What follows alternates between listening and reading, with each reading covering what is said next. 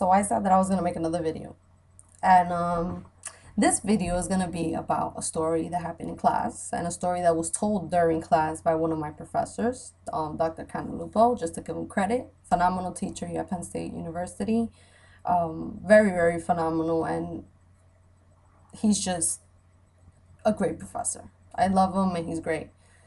His class is a little difficult, but whatever, it's fine. Yeah. Anyway, so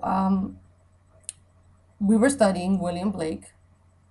William Blake is this poet from like back in the day, and he believed in good and evil. Like he was in between. He didn't think everyone was evil, and he didn't think everybody was good. Okay, and he tells us, if you guys think that humans are evil, raise your hand. Of course, I raised my hand.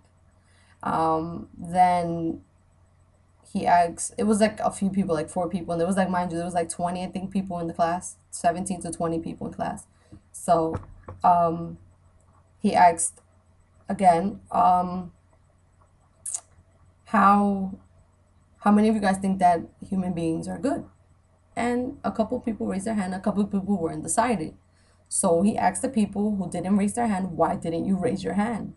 And they were just like, well, I think that there are some good people and there's some evil people. We can't just judge everyone in general that is evil or that is good, because not everybody's good or evil.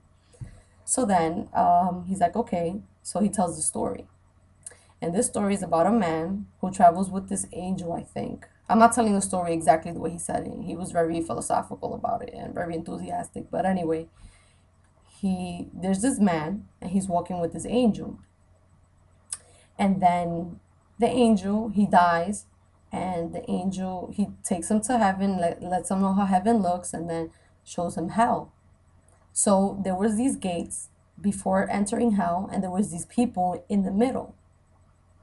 And it's like a group of people, and there's this one man with a flag standing in front of the mass of people between the gate and the entrance to hell. And they were just like, the leader with the flag was just like running towards this way. Oh no, let's go this way. And the whole group followed him. And then he was just like, no, let's go this way. And the whole group followed him. So then the guy asks the angel, why are these people running around like headless chickens? Why are they following this man with the flag? And he said, those people, my son, are the people who were undecided their whole lives and didn't even make the entrance to hell. Now, I was just like, whoa, whoa, whoa, whoa, whoa, whoa. What is going on? Like, you know what I mean? Like, it was just like really, really, everybody was astonished. And then my professor, after he tells us that story, he's like, okay, now let's make that judgment again. Who here thinks people are evil? So everybody raises their hand. Most of the people raise their hand. No, the less people raise their hand. And he asks, who think good, there are good people in the world, and most of the people raise their hands. And then there was this one individual kid who decided to be the fucking superstar and not raise his hand after the story was told. And the teacher asks, why didn't you raise your hand? And he's like, well, because I'm gonna stick to my beliefs. I don't think that there's good people or that there's only bad people. It's just a mixture of both. And my teacher looks at him and says, this guy in the back of the class who didn't raise his hand, this is William Blake. Because William Blake believed in good and evil.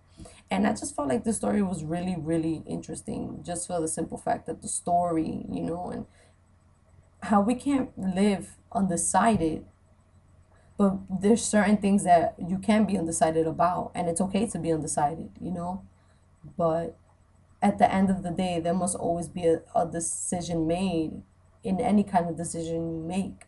Like every decision you make has an ending point to it, and it just causes confusion, and it just And I found this story very, very interesting, and I wanted to share it with you guys because it was a very, very great class. I was just really, go to college. You learn so much. I mean, you're in debt for the rest of your life, but you learn so much from these people.